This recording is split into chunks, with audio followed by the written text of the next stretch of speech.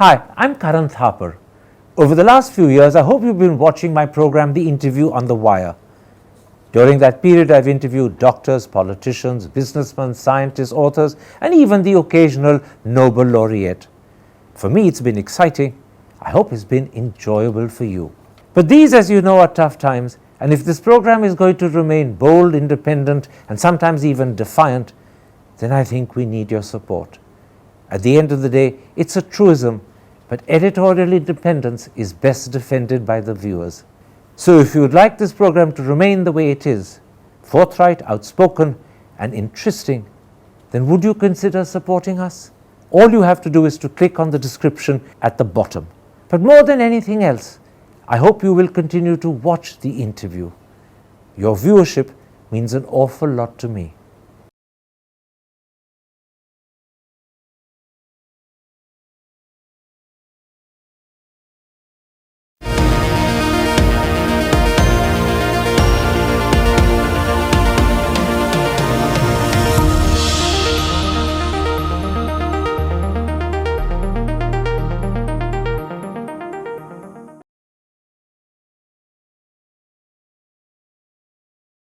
Hello and welcome to a special interview for The Wire. Is there a deeper meaning behind Arvind Kejriwal's late-night dramatic arrest? That's the key issue I shall pursue today with one of India's foremost political scholars, the Chief Editor of Studies in Indian Politics, Suhash Palshikar. Professor Palshikar, in a tweet you put out yesterday, you said, to say the arrest of Kejriwal is an attempt to deflect attention from electoral bonds is not persuasive. Arrest of a sitting CM is what it is. A firm message that elections simply won't be fair, much less free. Could you start by expanding on that thought, please? Yes, I think, I mean, in the first place, on social media, when one expresses something, it has to be in a very small format and also in response to what is happening around. So the point is that there is a tendency to believe that whatever the BJP does is only for tactical and immediate effect. Like, for example, one may believe that because the electoral bonds issue is now a boiling point, the BJP wants to deflect attention and therefore something dramatic is happening. I thought that the arrest of Mr. Arvind Kejriwal was not merely for this kind of immediate tactical reasons. It has a special meaning, and that meaning should be carefully understood by anyone, whichever side of the political divide one is, in order to understand what kind of quality we are living in. I thought that for a sitting CM, such an arrest by the union government and its agencies has a message, and that message is that the opposition parties of the union government will not be allowed to function freely in the election season. That is something that we should mull over. If an example is being made of Arvind Kejriwal, what is in store for him in the days and weeks ahead? Do you anticipate that he will be in jail for a long time and repeatedly refused bail? In other words, he'll get the same treatment as has gone to his former Deputy Chief Minister Manish Sisodia, who's already been in jail for 13 months and looks as if he'll be there for a lot longer. Is Arvind going to end up spending something similar in jail? Looks like, and I think that is the plan, because then, therefore, the message becomes even more severe for all opponents, either someone like Hemant Soren, who is already in jail, or other chief ministers, ex-chief ministers, and why chief ministers alone? Already, a leader from Telangana, Ms. K. Kavita, has been arrested. So the message is quite clear. And also the point about bail is that somehow our Supreme Court and other members of the judiciary seem to be prevaricating on the question of bail. While we always sing a beautiful song of bail and not jail is the principle in a rule of law, there seems to be a tendency that various investigating agencies will arrest you. After that, they will start investigation. After that, they will file court cases, and the court cases might or might not stand in due course. That has been happening almost as a pattern that has been happening. And that is why I thought that the coming time is not only bad for Mr. Kejriwal, it is bad for anyone who is concerned with democratic rule and free and fair elections. And what you're also saying, Professor Palshikar, is that the prevarication on the part of the Supreme Court or the High Court or lower courts to grant bail, despite what they may claim that bail rather than jail is the mantra, that makes the situation much worse because people end up languishing in jail without any prospect of being released. Absolutely. And that is why, as the saying goes, the process is the punishment. We are not here going into the merits of the case either against Mr. Manish Sisodia or Mr. Kejriwal. The point is that the process should not become a punishment if the accused person is ultimately found not guilty. Now, if you count Hemant Soren, already this year alone, since January, 2 chief ministers have been arrested. What more do you think could happen between now and the end of the elections, which is still 2 months away? Well, it is anybody's guess because there are quite a few other chief ministers who belong to non-BJP parties, who are in the limelight, who are leading the fight against the BJP. And apart from chief ministers, there are other leaders who are in the lineup. Now, the point is that if a message goes to the public that the government can arrest anyone on the eve of elections, that message itself means that there is a diminishing freedom of expression and opposition and registering dissent. Which means that all other non-BJP CMs and indeed many other prominent non-BJP politicians are in what you call the potential lineup of people who could be targeted, threatened, even possibly arrested. They are there as potential targets. They are on notice that, look, if you cross the boundary and really take the cudgels on behalf of the opposition, we have the investigating agencies who will straighten the matter out. If the entire opposition then is on notice, to use that wonderful evocative phrase, how should the opposition respond to what's happened? All the top leaders have spoken in support of Kejriwal. All the top leaders are sharply critical of the government. But there are some people who say, could concern that Kejriwal becomes too important actually hold them back at some point? Because at the end of the day, they may all have Mr. Modi as rivals, but internally they have each other as rivals as well. So could concern that Mr. Kejriwal is getting too much attention, becoming too important, start holding them back at some point? Absolutely. There are, in fact, 2 or 3 paradoxical situations involved here. One is what you mentioned, that the opposition among themselves are not sure who will really emerge as the leader subsequently, and they don't want each of the other one to emerge as a leader. The other ironical part of this is that this should happen to the Aam Aadmi Party, which emerged out of anti-corruption agitation of the 2010s, 11, 12, 13 onwards. And the third paradox, of course, is that now, if the opposition party takes this up as a major issue, they will be indirectly seen by the public, or at least made to be seen by the media, as parties which are trying to protect corruption. Already the BJP has started saying this, that look, this is a crusade against corruption, so it's up to you to decide which side you are. So the opposition is in a bind. They can't really blow this up beyond a certain limit, precisely because then they would be seen as protecting possible corruption.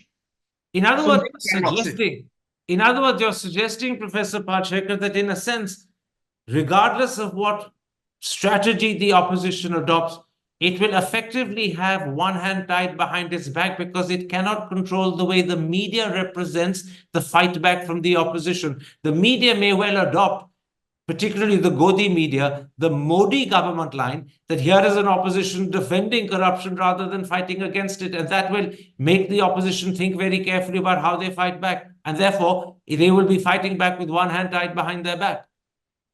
Oh, yes. I mean, about the media, less said the better these days. I have been saying this for last 10 years exactly, that it is the media which has propped up the current euphoria about the supreme leader. The very idea that there is a supreme leader has been propped up by the media. Therefore, I suspect that even in this particular case, the media might really give a spin to this entire situation, either as the opposition protecting corruption, or the media may simply go on to some other issue, because public opinion is not something which is naturally, automatically made up. It is made up through discussions and discourse. Let me at this point, Professor Palshikar, quote what Pratap Bhanu Mehta has written in today's Indian Express. He says, if there is no massive pushback against the government, authoritarianism will consolidate. But if there is a pushback, we should be prepared for the government using any means to hold on to power. In other words, he envisages a sort of catch-22 situation. Damned if you do, damned if you don't. To what extent do you agree with him? Yes, entirely. Catch-22 is the perfect term, perhaps, for the situation in which the opposition finds itself. If the opposition says, let us not talk about Kejriwal or Soren and let us talk only about unemployment, they would be seen as conceding the point and also inviting further attacks on the opposition. If they push this issue further, again, they would be seen or made to be seen as protecting corruption, not the freedom of individuals to have free and fair elections. Now, therefore, this is another reason why the opposition will be perceived, at least by analysts like you, to have their hands tied behind their back. On the one hand, their hands are tied behind their back because they're worried that Arvind Kejriwal might become too important.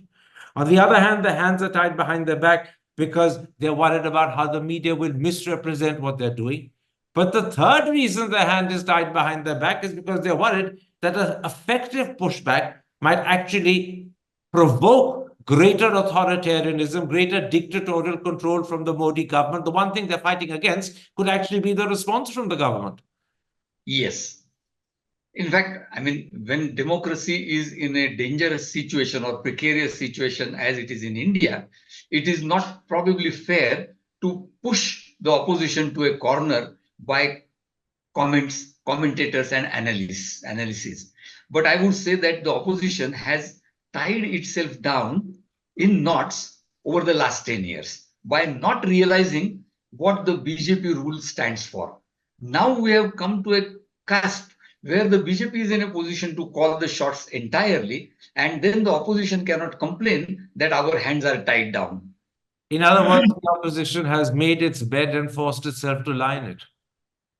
Yes, they will have to find out new strategies of pointing out to people that this is not about what Kejriwal and Manish Sisodia might have done. And Congress probably is in a good position to do that because it had actually pointed out to the possible corruption involved in this issue.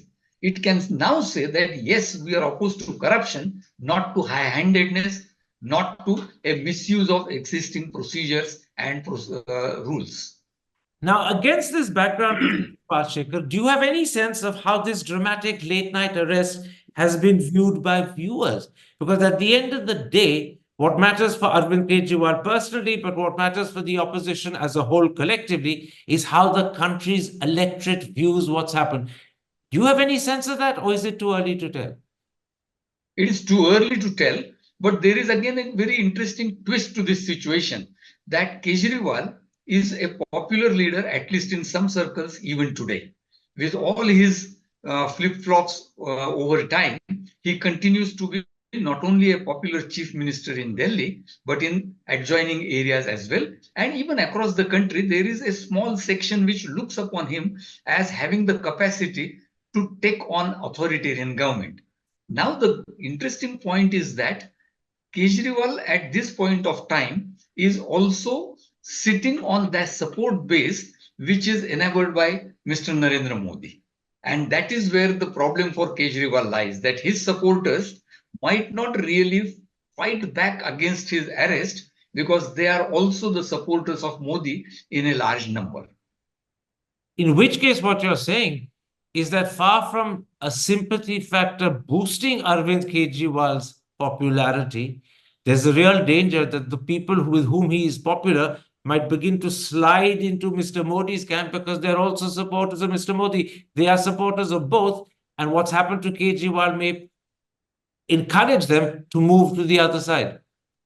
Yes, but even otherwise, they would have moved to the other side at the time of elections.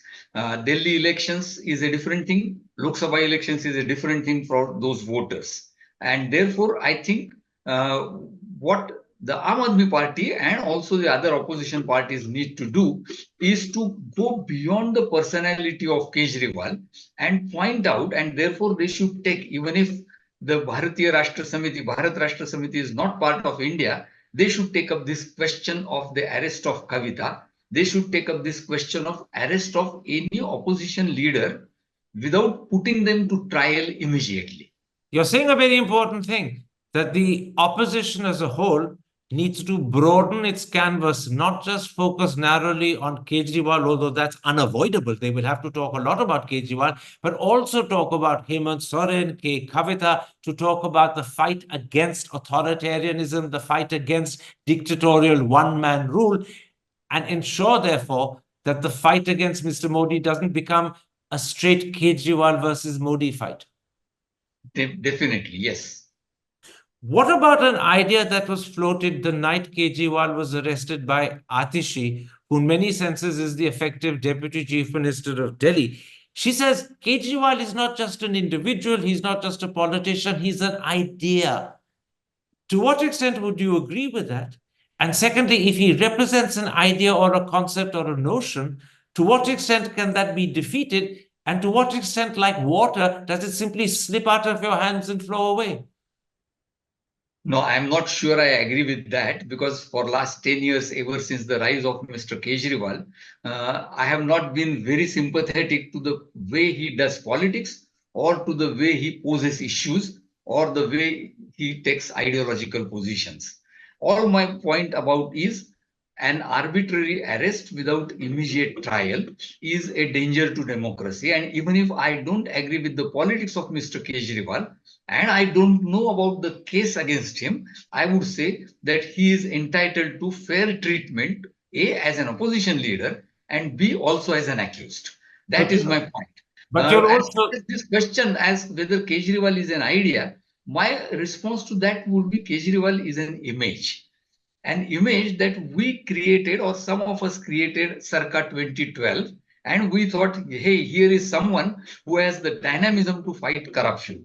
But was corruption the only issue? And is corruption an isolated issue? You cannot isolate corruption from other socio-economic issues. You cannot isolate corruption from the specter of authoritarianism. These are all interconnected issues. And over time, in last 10 years, Kejriwal has not shown the capacity to combine these issues and also to connect with the rest of the opposition in the country. It's a very interesting distinction you draw between an idea and an image, but isn't an image almost as powerful as an idea? Images also evoke, images also attract loyalty, images also have emotional following. And in a sense, if he is an image, is that not almost as powerful as an idea? At least in the current scenario, yes, definitely. Even otherwise, images are important. But right now, we are in the midst of politics and public life, which is made up of images rather than reality.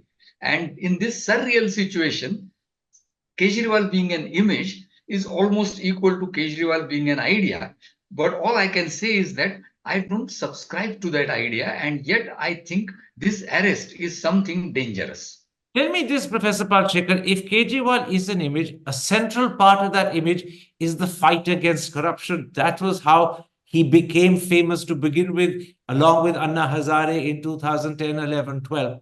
Today, when he's accused of corruption himself, how badly damaged is that image? I think that image has already been damaged earlier by the arrest of Manish Sisodia and the inability of the Aam Aadmi Party to adequately explain why it was wrong.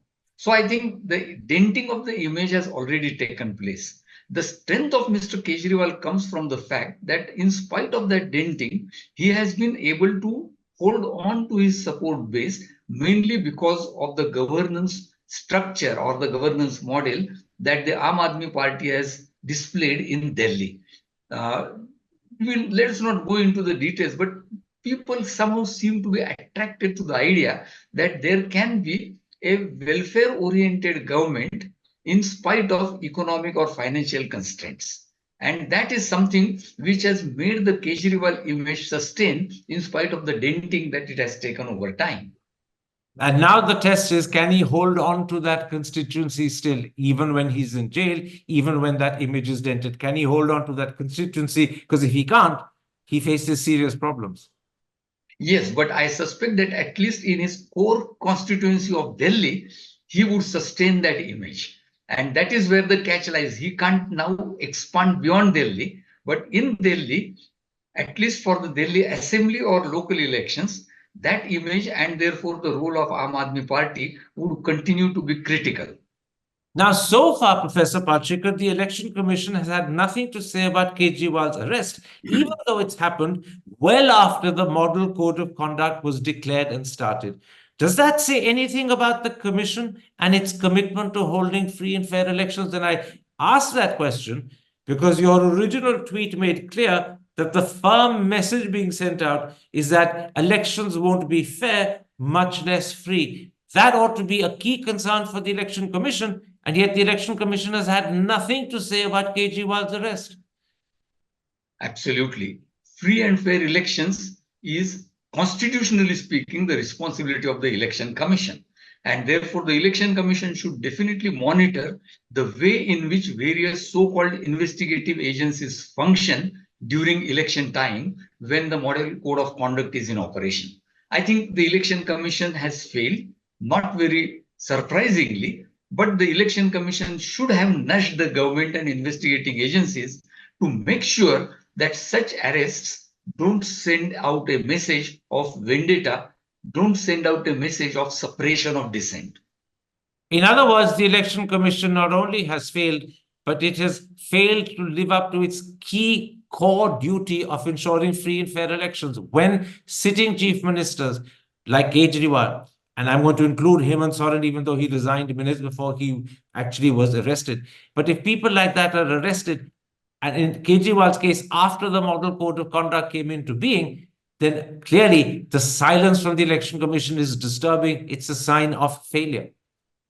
Definitely, the least the Election Commission could do and even now can do is to call a meeting of all political parties, their leaders, and have a discussion on this question of how do investigative agencies operate during the period of the Model Code of Conduct. Now, as you know, Professor Palshikar, Arvind Kejriwal is the one man that actually is the Delhi government. He is the one man that is the Aam Aadmi Party. Without him, neither the government nor the party have that substance, have that key in the core that they would. So what will be the impact of his arrest, both on the Aam Aadmi Party's governments in Delhi and Punjab, but also on their electoral performance when voting happens in Delhi and Punjab? What will his absence mean for both governance and electoral performance? Governance, I don't think, would have a direct effect of the absence of Mr. Arvind Kejriwal. The way he has structured the ministry and kept himself away from day-to-day functioning by not having any portfolio, it might not affect very adversely. Politically, it will affect because he would be absent from the campaign, most likely, unless he gets bail very soon. And it then depends upon the opposition parties and particularly the Aam Aadmi Party to play it out to make his absence felt to their own advantage. So it's a question of political skills now, as far as the other leaders of the Aam Aadmi Party who are still not arrested are concerned.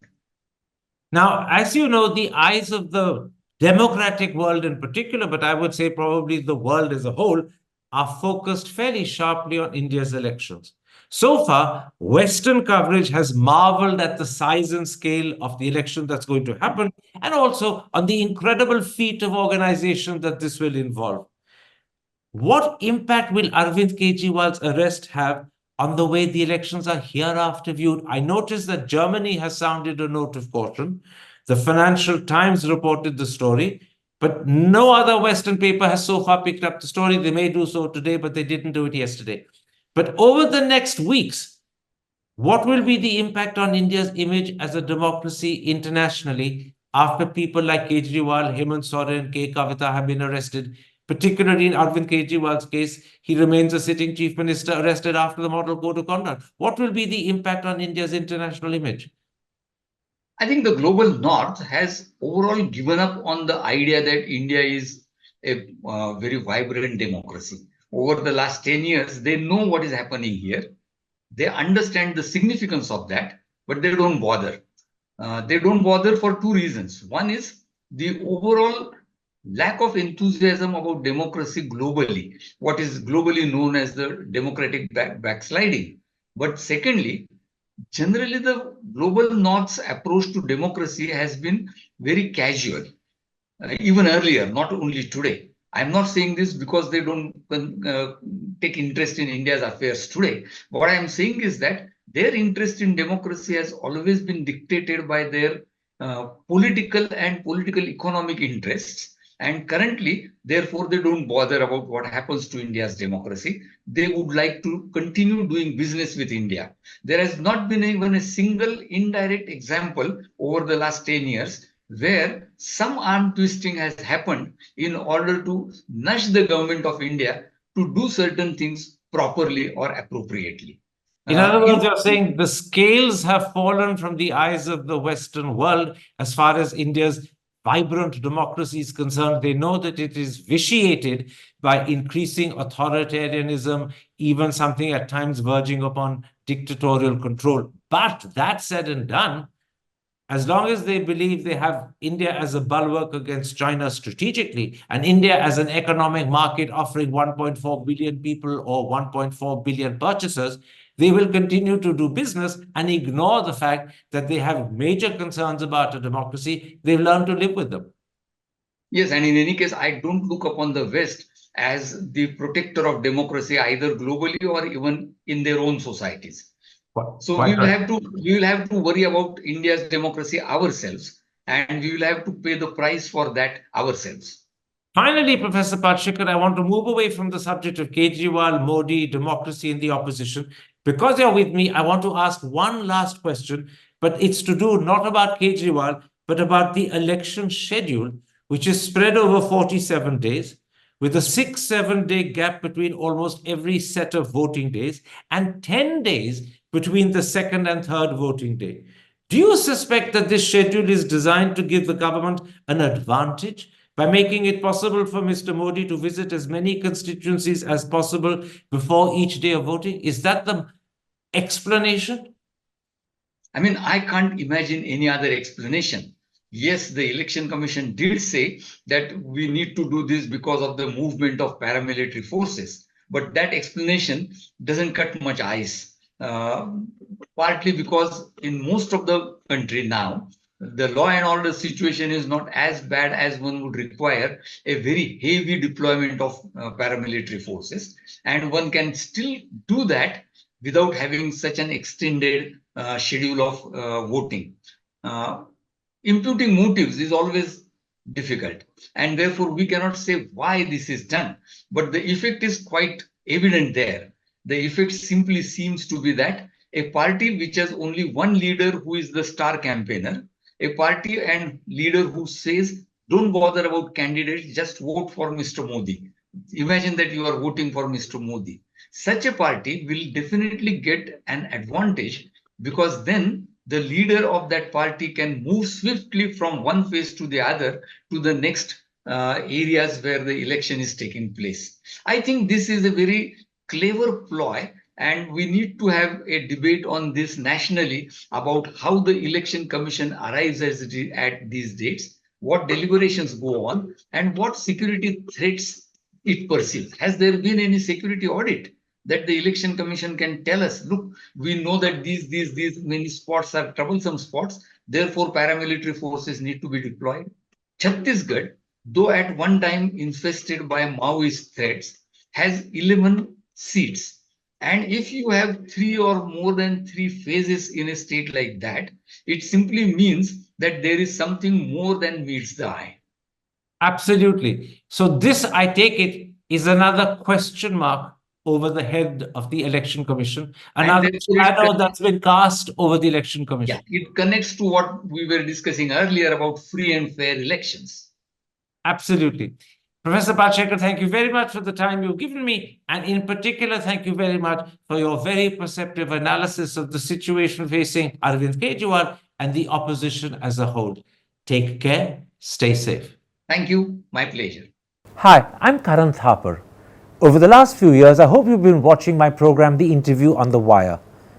During that period, I've interviewed doctors, politicians, businessmen, scientists, authors, and even the occasional Nobel laureate. For me, it's been exciting. I hope it's been enjoyable for you. But these, as you know, are tough times, and if this program is going to remain bold, independent, and sometimes even defiant, then I think we need your support. At the end of the day, it's a truism, but editorial independence is best defended by the viewers. So if you would like this program to remain the way it is, forthright, outspoken, and interesting, then would you consider supporting us? All you have to do is to click on the description at the bottom. But more than anything else, I hope you will continue to watch the interview. Your viewership means an awful lot to me.